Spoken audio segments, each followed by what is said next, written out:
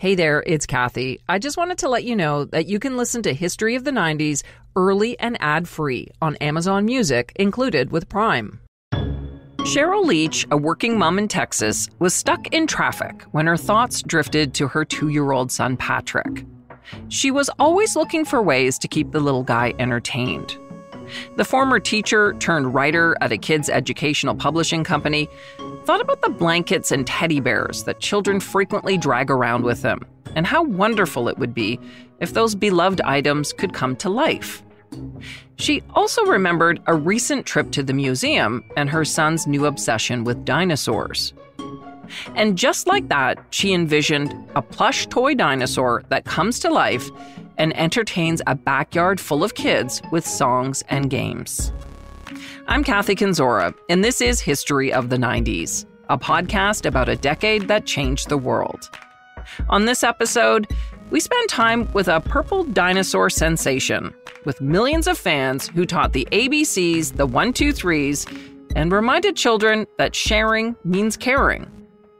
All while stirring up an unexpected level of hate from parents and other adults forced to watch the hit PBS show. This is the story of Barney.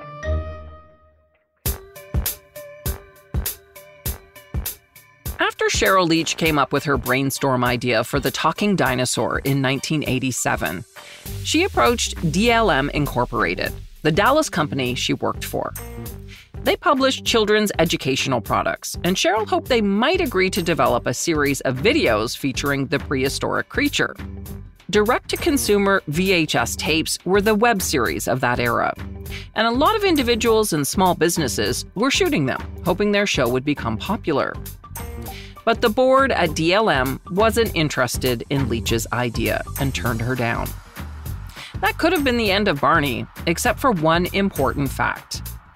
Sheryl was married to the son of Richard Leach, who happened to be the founder and president of DLM. After hearing his daughter-in-law's idea, Richard agreed to back her project with $700,000 of his own money. With the cash, Sheryl started the Lions Group production company and brought on Kathy Parker, another former teacher and mom to a toddler, along with Dennis DeShazer, a video producer. Together, they made the original Barney home video series called Barney and the Backyard Gang. It consisted of 3 videos starring acting legend Sandy Duncan, best known for her role as Peter Pan on Broadway. In fact, each video started with a special message to parents from Sandy. Hi, I'm Sandy Duncan.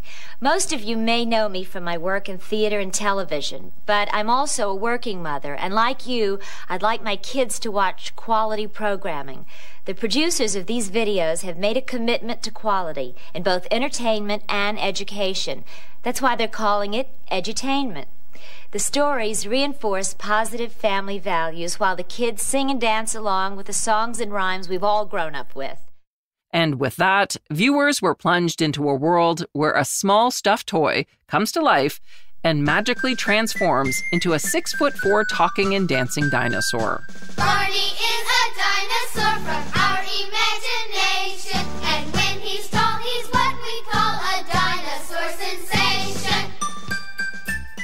The first video was released in August 1988, and it was called The Backyard Show. In it, Sandy plays mom to Michael and Amy, who want to surprise their dad with a special show for his birthday. Their stuffed purple dinosaur, Barney, comes to life to help them pull it off. There's singing, rhyming, and a little hokey-pokey. Typical Barney stuff.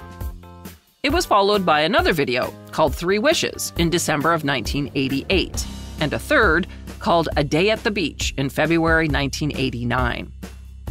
Sheryl was a mom and a former teacher, so she had lots of experience with children, but not so much with making videos. All she knew is she wanted to create something that was both educational and entertaining for kids. So before Sheryl started shooting, she did a little digging, asking kids in her neighborhood which educational songs, characters, and plot lines they enjoyed the best. The edutainment formula that she came up with combined songs, early childhood learning concepts, social lessons, and lovable, gentle characters. In these early videos, Barney looks a little bit different. He's still purple, but a darker, less vibrant shade. His message, however, has never changed. I love you, you love me. We're as happy as can be, with a great big hug and a kiss from me to you. Won't you say you love me too? Hi, kids!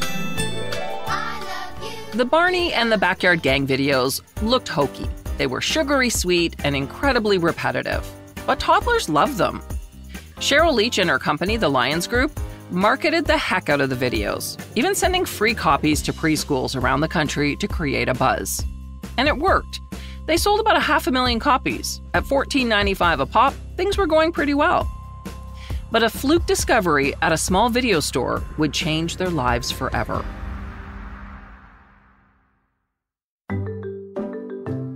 In 1991, Larry Rifkin was the executive vice president for programming at CPTV, the PBS affiliate station in Connecticut. PBS had let it be known among its affiliates that it was interested in more children's programming after the success of Sesame Street and Mr. Rogers' Neighborhood. They wanted something that would appeal to toddlers that maybe weren't quite ready for those other shows. Rifkin didn't give the PBS request much thought, though, since CPTV didn't have a significant production budget.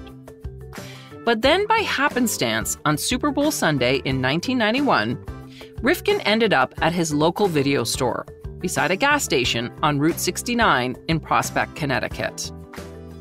Tucked on the shelves of the video store that is now long gone, Rifkin's 4-year-old daughter, Leora, discovered a copy of Barney and the Backyard Gang. Rifkin assumed his daughter was just attracted to the colorful box, but when they got home, she wouldn't stop watching it. He realized there might be more to Barney than he originally thought. Perhaps he had found what PBS was looking for. To be sure, Rifkin called up the parents of his daughter's 4-year-old playmate, Emily. He asked if Emily could come over and watch the Barney video with Leora. He was creating his own little focus group of preschoolers to confirm if the purple dinosaur would appeal to more than just his kid. Turns out, Barney was a hit with Emily too. So Rifkin took a closer look at the format of the show and immediately realized he had struck gold. He called it Mr. Rogers in a Costume. Like the iconic PBS show, Barney was very loving and caring. But what made it unique is that the kids on the show were leading the action, and music seemed to be driving everything. Rifkin quickly secured a deal with Sheryl Leach's company, the Lions Group, as well as a $2.25 million grant from the nonprofit group, the Corporation for Public Broadcasting, to produce 30 episodes of the series. On April 6, 1992, the half-hour show launched on PBS with a new name, Barney and Friends, and a new, slightly slicker look. But only slightly. The show remained a low-budget production with simple painted backdrops that looked like they were straight out of the 1950s. 8 kid actors performed with Barney and his sidekick Baby Bop in skits solving the most basic of problems, accompanied by easy nursery rhyme-type songs. And just like the videos before, the series was syrupy sweet and simple. And that was the point. This was a show for 2 to 5-year-olds, an audience that up until then had been untapped. Unlike other kids shows that threw in the occasional joke designed especially to entertain parents, Barney didn't even try to appeal to adults. For years, television producers developed programming that had broad appeal from adults to critics, while also entertaining for children. Take Sesame Street, for example. It's always been known for bringing on superstar guests. In the 90s, that included actors like Robin Williams, Whoopi Goldberg, and Julia Roberts. Not so with Barney, though. The show's biggest guest star was Mother Goose. And it turns out Barney didn't need the star power. Within a month of being on air, Barney and Friends had 1.5 million viewers and had surpassed Sesame Street as the highest-rated children's program on public television. In certain time slots, 99% of children ages 1 to 5 who watch TV were tuned into the show. TV Guide hailed Barney as the big bird of the 90s. It said, If Big Bird embodied the anxieties and neuroses of the 70s and 80s, Barney is a blissed-out bundle of affirmations, a supportive role model for the recovery decade. Barney was voiced by Bob West and brought to life by David Joyner, who bounced around in a 30-pound costume. He was equal parts hugs and reassuring phrases, like super-de-duper. There was also a diverse cast of actors, boys and girls, who sang and danced with Barney. And yes, 2 future superstars appeared on the show as part of the cast. Before becoming massive Disney stars, both Selena Gomez and Demi Lovato were on Barney from 2002 to 2004. There were very few adults on the show, which may have been part of the appeal for young viewers. It was also highly interactive. Kids joined in to clap, dance, and march their way to learning their ABCs, colors, shapes, and other preschool skills. And for all of these reasons, Barney was hailed by educators and other experts. Parents liked it too, at least initially, because they knew that for 30 minutes each day, they could plop their toddler in front of the TV and get a brief, guilt-free reprieve. So when PBS announced it would be canceling the show after its initial 30-episode run because of budget issues, it didn't go over well. The public broadcaster was overwhelmed by letters and phone calls from its local stations and from viewers who wanted to protect Barney. So PBS took another look at its budget and juggled things around a bit, and in August 1992, Barney was saved from extinction. PBS set aside $1.75 million to make 20 new episodes. Rob Curran, an advertising representative and dad from Florida, was one of those parents whose kid was mesmerized by Barney. He himself was a big PBS watcher, and he was happy to introduce 2-year-old Michelle to the channel's educational programs. One day, though, I went away on a business trip for about a week, and I came back, and, I walked in, and I expected my, daughter to come, to run lovingly into my arms the way she always did. But instead, she was glued to an episode of Barney, and she didn't even realize I was there. So I felt, kind of wounded. I felt spurned, and I felt jealous. Not only that, Rob, like millions of parents around the nation, found himself unwillingly singing along with Barney and his backyard full of friends. I had that problem with the I Love You song, I love you, you love me. And also, with the Barney theme, Barney is a dinosaur. I can add to that list with my personal torment, Hey Mr. Knickerbocker, a Barney rap song about a guy who likes to boppity bop. Rob says these songs were designed to infect our brains. Because, the melodies came out of the Great American Songbook. The melodies came out of This Old Man and Yankee Doodle. And so these songs were, engineered to burrow into our consciousness and to remain there, as earworms. The I Love You song is by far the most recognizable Barney song, used by parents to soothe and sing their kids to sleep to this day. In 1992, an Indiana mom was surprised when she heard the song on The Barney Show, because she had written it 10 years earlier and submitted it to an obscure publication for school teachers called Piggyback Songs. Piggyback printed the lyrics and gave Lee Bernstein a copy of the songbook in exchange for payment. Bernstein had originally written the I Love You song for her 2 young daughters, and after it was published by Piggyback Songs, she didn't really give it a second thought. That is until she started hearing random kids singing it, and she couldn't figure out why. When she connected her song to the hit show Barney, Lee called a lawyer. It turns out that Lee Bernstein had a pretty solid case.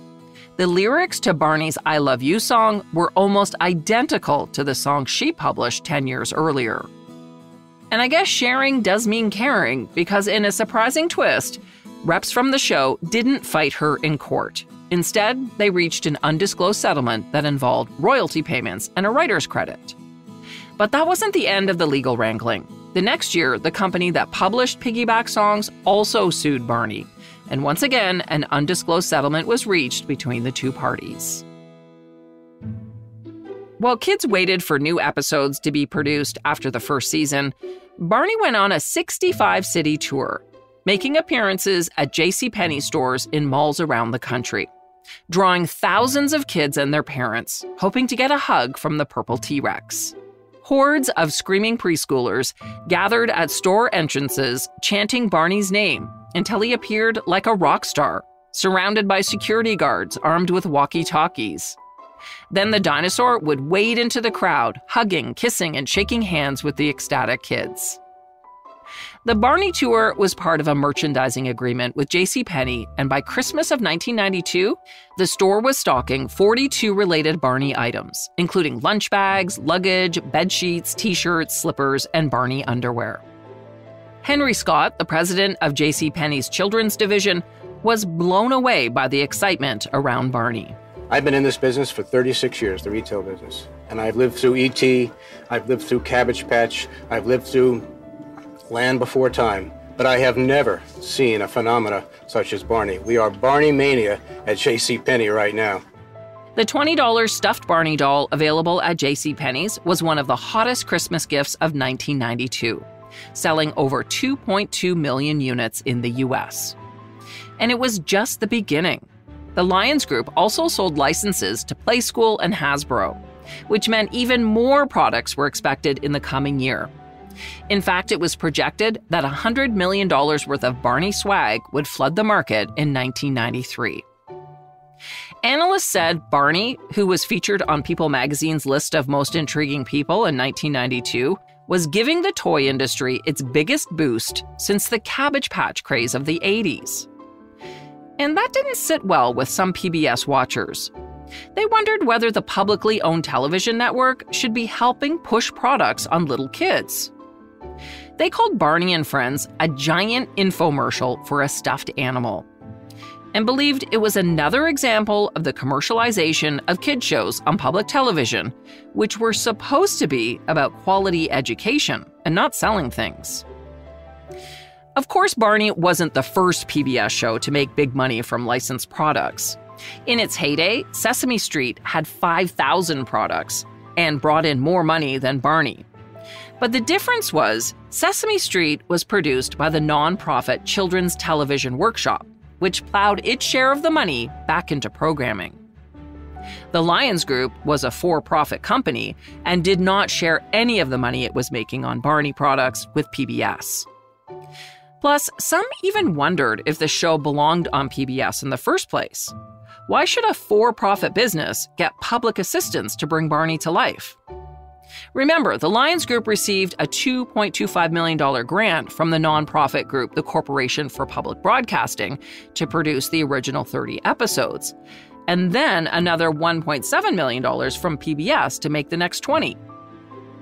Larry Jarvik, who in the 1990s wrote a book about PBS, said that in reality, Barney's creators should be paying public television to run their show, considering how much money they were making off of merchandising. Initially, PBS defended the decision to support Barney, saying the show brought new viewers to public television and helped local stations raise massive amounts of money during pledge drives. As for Barney, his popularity continued to grow. And right on cue, the inevitable backlash began. Florida dad Rob Curran, who you heard from earlier, was among the first to get fed up. And when he saw an article in his local newspaper in early 1993 inviting kids to send in birthday cards for Barney, he used it as an opportunity to vent about the beast who had stolen the heart of his beloved daughter. Rob sat down and typed out the first edition of the satirical I Hate Barney Secret Society newsletter. And much to his surprise, the paper published it. It included the tagline, "Enough of this purple dinosaur crap," and it encouraged parents to take their lives back. So basically what I was trying to do was offer a program of support for what I called the BDFs, the Barney dysfunctional families, the families that had Barney addicts, okay?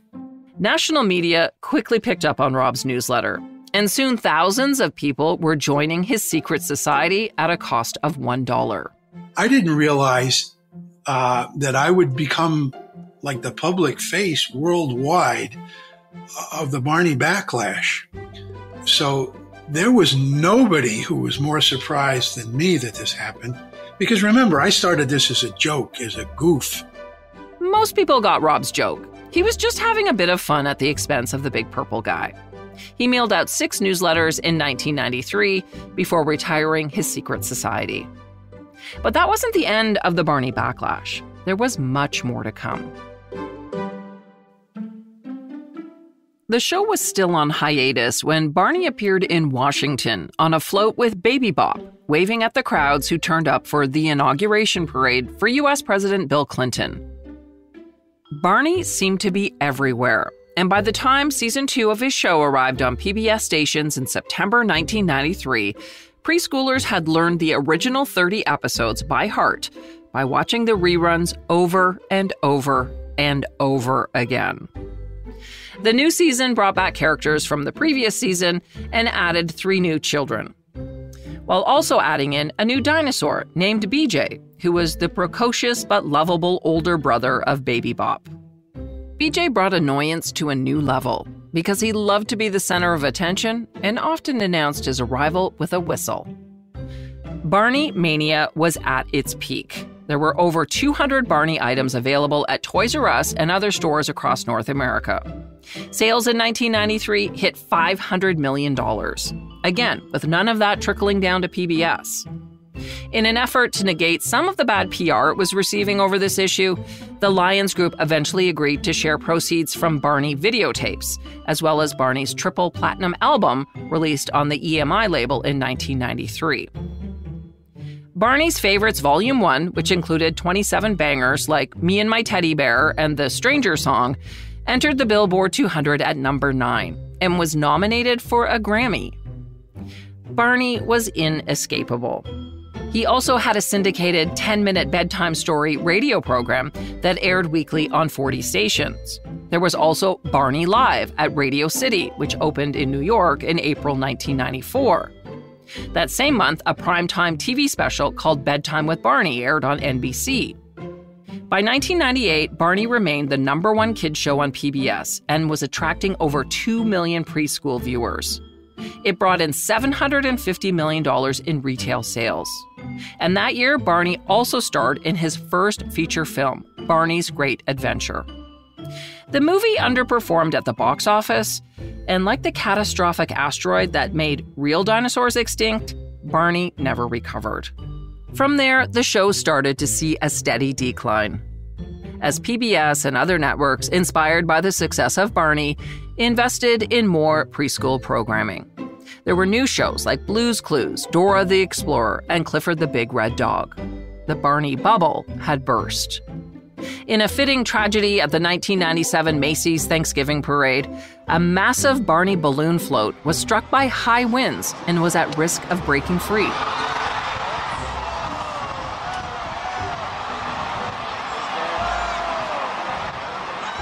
You can hear the crowd screaming in delight as the float handlers and police tried to get Barney under control. He was eventually brought down, and a swarm of police officers stabbed holes in Barney, who ended up a crumpled heap of purple in the middle of the road. Poor Barney. People seemed to delight in his demise. In fact, the backlash against Barney eventually got pretty dark and tinged with violence, which didn't sit well with Barney's parent company, the Lions Group. They did everything in its power to fight against anything that infringed on their trademark. And there was a lot of it. For example, starting in 1997, the infamous sports mascot, the San Diego Chicken, routinely beat up a dinosaur that looked a lot like Barney.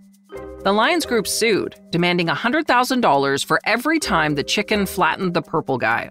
But a court ruled that the sketch was a legitimate parody. Then in 2001, a comedy website called Cyber Cheese posted a list called 150 Ways to Kill the Purple Dinosaur. This prompted lawyers from the Lions Group to send the website based in Olympia, Washington, a letter threatening immediate legal action if the list was not taken down. Cyber Cheese essentially told the lawyers to take a hike, calling the letter a worthless attempt and scare tactic. Barney's lawyers took aim at hundreds of such websites, which offered unique ways to maim or slay the purple T-Rex.